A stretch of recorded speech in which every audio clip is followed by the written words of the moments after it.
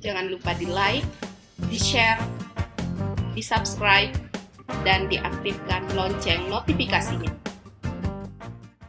Oke, jadi fatwa saya terakhir, kalau ini boleh disebut fatwa, ya anjuran untuk anak-anakku ya. Anda akan menghadapi dunia yang sangat serius di mana Indonesia akan ikut moncer. Pertanian akan maju tapi bukan milik petani. Petaninya tidak ada yang petani tapi buruh tani. Pemiliknya adalah konglomerat-konglomerat. Semua gedung yang tinggi hanya 1-5% yang bukan milik asing. Semua mesin materialisme, mesin kapitalisme semua milik mereka. Sekarang teman-teman sekalian, Anda mau apa? Mau bunuh mereka? Mau berontak? Kalau sekarang saya mengajak Anda memberontak, harap tahu dua hal. Satu, kalau kita sekarang melakukan perombakan besar-besaran ke Indonesia seperti 1998, ya, sekarang yang terjadi adalah perang horizontal. Rakyat akan bentur sendiri antara kelompok A dan kelompok B di kalangan umat Islam sendiri, betul enggak? Nah, jadi tidak mungkin saya lakukan itu. Nomor dua, andai kan saya melakukan perombakan atas Indonesia, aku orang ngejak kowe. Kowe wis angel-angel maknyahan tetap melarat kaya ngene, mosok takjak revolusi. Nek jen aku arep ngono kuwi, aku nek diperintah karo Allah tak tandangane dhewe. 98 aku tandang dhewe. Aku ngunggahke Gus Dur dhewe. Dengan memastikan kemenangan Gus Dur karena dipilih oleh P3 dan Golkar. Dan saya yang menempuh langsung ke Akbar Tanjung maupun ke Hamzahas pada waktu itu. Dan seterusnya. Bahkan saya juga evakuasi Gus Dur begitu dipecat oleh Pak Amin Rais. Pak Amin Rois. Gus Dur nyebutnya Rois. Dan seterusnya dan seterusnya. Artinya saya tidak melihat bahwa saya perlu membawa Anda untuk perjuangan dunia. Ngapa Indonesia tidak diurus nganggo wong akeh kaya ngono? Ngopo cukup aku nang Jakarta, tak suntik gulune, tak untir set wis tadi. Kalau Allah mengizinkan, syukur Allah memerintahkan. Tapi kalau tidak, saya tidak akan lakukan apapun. Yang saya lakukan adalah menyampaikan cahaya Allah kepada anak-anakku yang semakin hari semakin banyak, yang umurnya antara 20 tahun sampai paling banyak, paling tinggi 40 tahun, yang akan menjadi pemimpin mulai 2025 ke atas. Gue engko dadi pemimpin kabeh. Ning pesanku, Anda berdaulat kepada diri Anda sendiri dulu. Anda usah ngurusin kedaulatan di luar dirimu. Wong kamu sendiri belum berdaulat. Berdaulat artinya apa? Kamu berdaulat terhadap imanmu. Gue kudu ngerti ngopo kok beriman. Kalau kamu beriman berarti ya, kamu harus bisa menjalankan kehidupan yang membuatmu aman di hadapan Allah.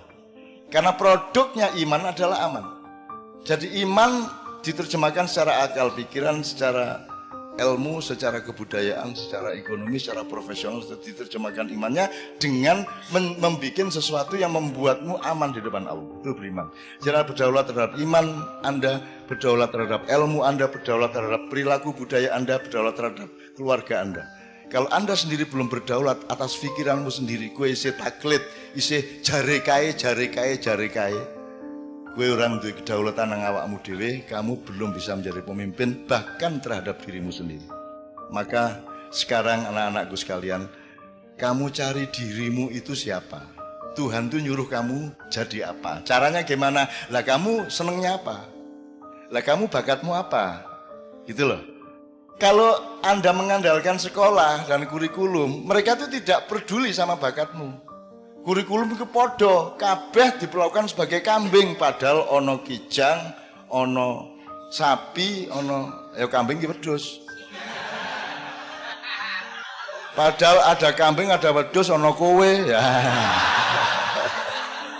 Maksud saya, mencari dirimu sendiri itu maknanya jangan muluk-muluk. Kamu punya kecenderungan apa? Mulai dilihat sekarang kamu itu. Kamu, wah aku seneng ya karo kopi iki tak dodolan, aku tak gawe warkop wae. Wah aku seneng iki nandur-nandur, tak jajal cilik-cilikan dadi petani organik misalnya. Aku seneng ya IT iki. Ya, pokoknya terserah Anda itu kecenderungannya apa, itu namanya fadhilah. Faddalallahu ba'dun ala ba'din. Temukan dirimu yang Allah konsep. Kalau di sekolahan kan sekolah tidak peduli sama Allah dulu kasih apa kepadamu. Kan begitu. Maka kamu sendiri yang harus cari siapa dirimu, kecenderunganmu apa, bakatmu apa, dan carilah bahagia, karena bahagia itu hanya dengan Allah. Jadi kamu mosok kon dosen tapi ngersulo. Aja ngersulah. Kamu temukan nikmatnya akhirat di dalam pekerjaanmu sebagai dosen. Kan begitu. Kamu jangan ngersulah. Kowe ngojek ning karo grundel benasu ngojek aku. Teman-teman sekalian, kemarin saya diceritai oleh Sabrang. Di Jepang itu ada orang yang 40 tahun lebih itu dia kerjaannya melipat-lipat kertas origami itu. Gawe manuk, gawe perahu, gawe apa lho. Dadi petang-petang ngono terus deh. Kan iki ngopo to iki? Bendina nglipat kertas apa to gunane apa gitu ya. Anda tidak tahu itu thariqat, itu ketekunan. Lakukan saja apa yang Allah fima atakallah.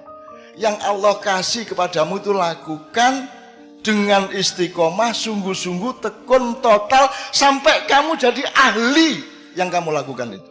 Nek kue dodolan soto, kue ahli soto. Nanti ketika Indonesia menjadi negara dunia ke-1, kamu adalah pakar. Kamu direktur atas hidupmu sendiri. Kamu dibutuhkan oleh konglomerat. Bahkan kamu akan jadi konglomerat. Dan tidak apa-apa menjadi konglomerat asal kamu temukan nikmatnya akhirat di dalam konglomerasi yang kamu jalani. Gitu loh, Dek. Temukan sekarang bakatmu apa. Saya ini tidak masuk buku di Gramedia. Bukuku ekonomi ra cocok, sosial ra cocok, budaya ra cocok, agama ra cocok. Ora ono, akhire kudu gawe lemari dhewe ya ora. Aku parpol ra cocok, ormas ra cocok, kiai ra cocok, kabeh ra cocok, akhirnya aku nggawe kursi dhewe. Dan saya bersyukur karena saya sejak kecil menciptakan kursi saya sendiri. Nyun sewu ya, saya menyembunyikan nasab saya karena saya tidak mau dipuji orang hanya karena saya punya nasab. Sementara kebanyakan tokoh-tokoh Indonesia menikmati nasabnya. Lahir procot, iki wis putune mbah iki, ngono ta? Gampang dadi ketua iki, gampang dadi kok mergo pancen putune mbah iki kan ngono.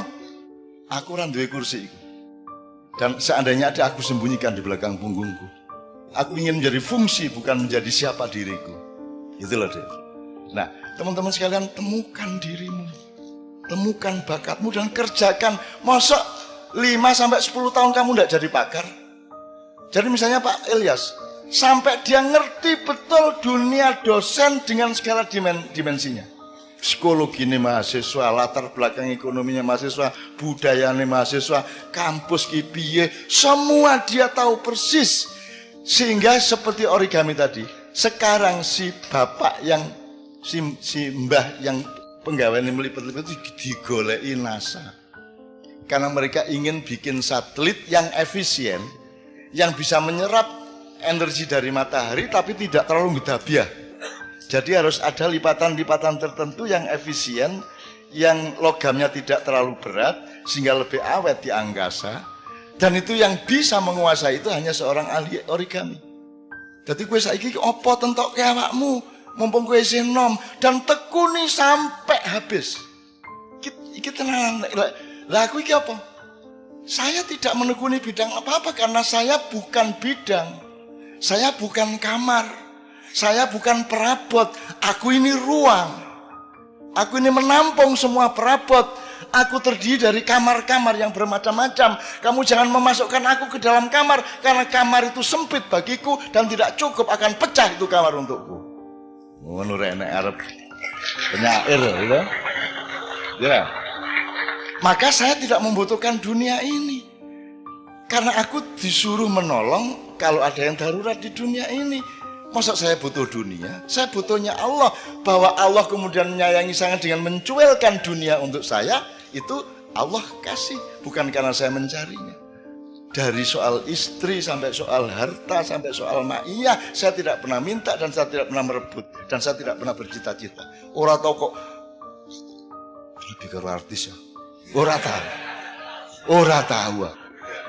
Pokoknya dilalah acara bareng karo Kiai Kanjeng ning Senayan, buka bareng tak lamar ngono wae. Atine pengen ngelamar tak lamar. Nesu to. Ki ora tau ketemu lagi pisan ngelamar wae nesu. Nah, menurut gayanya nasib dari Allah. Nek cah wedok nesu ning ati tingkat ngene berarti arep dadi. Jadi nek ana cah wedok benci nang kowe, berarti nanti kalau dia mencintaimu dia akan luar biasa cintanya. Semakin dia benci kepadamu, semakin tinggi energi cintanya untukmu. Oh, no. Kecuali yang tidak. Ini yang terakhir jelas ya Mas ya. Mulai besok pagi, tekuni kerjaanmu.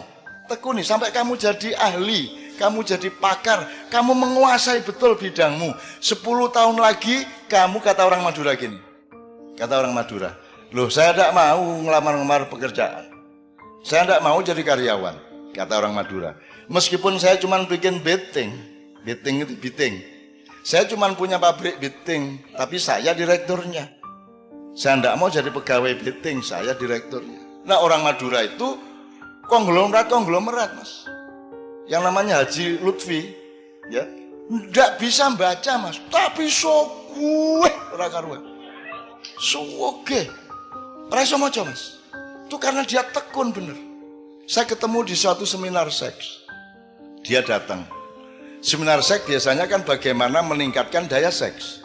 Pak Lutfi, aduh ini terbalik ini temanya ini. Terbalik gimana Pak Haji?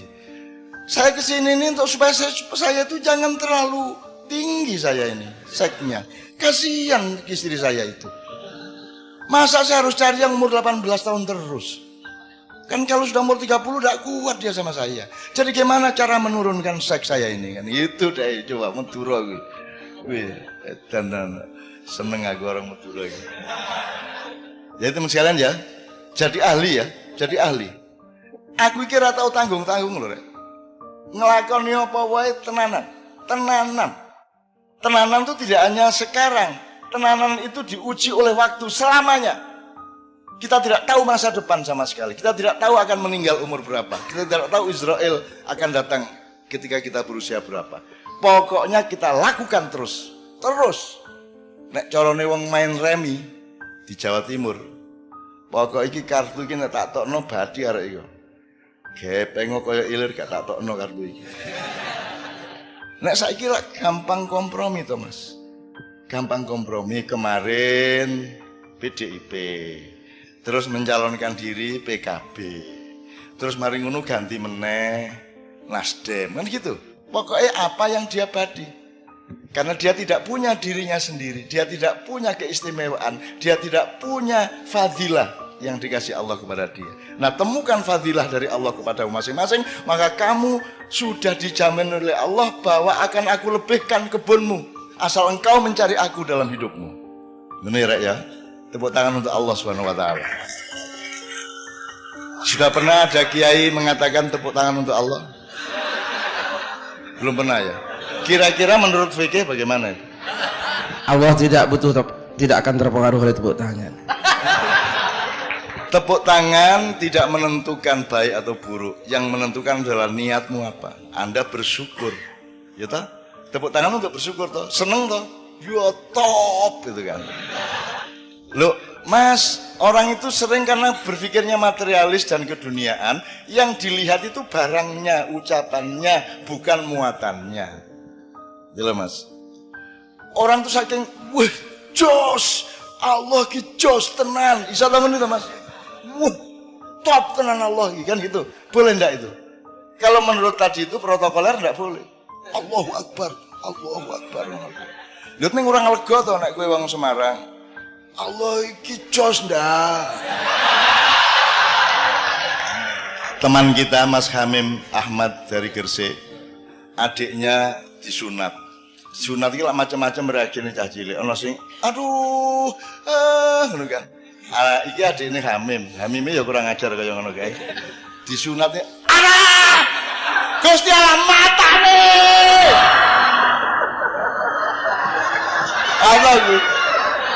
Ana kuwi ngono. Ya Gusti Allah dimatak-matakno lho. Menurut Anda Allah marah ndak? Marah ndak? Lha arek cilik kok. Anak kecil kok.